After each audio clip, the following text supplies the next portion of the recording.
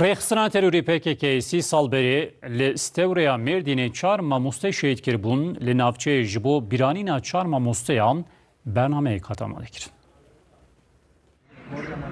Rahiştên wêneyên wan hem ji wan re dua kirin hem jî helbest xwendin.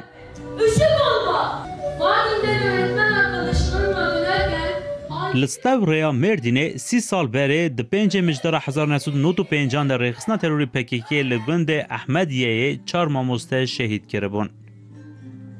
Qaymeqamî û Müdîriya Perwerdeyê ya navçeyê ji bo bibîranîna mamosteyên şehîd bernameyek amade kir.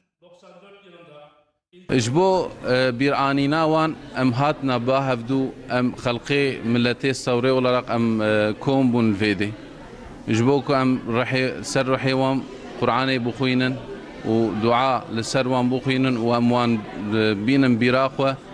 Di bernameyê de dîmenên dayîkên şehîdan hatin nîşandan. Her wiha xwendekaran him helbest xwendin him jî stran gotin.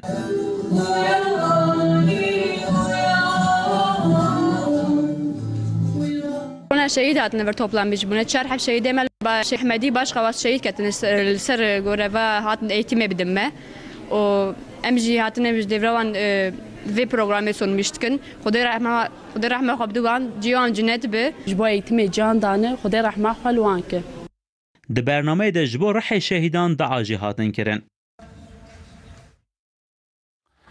Van Rojan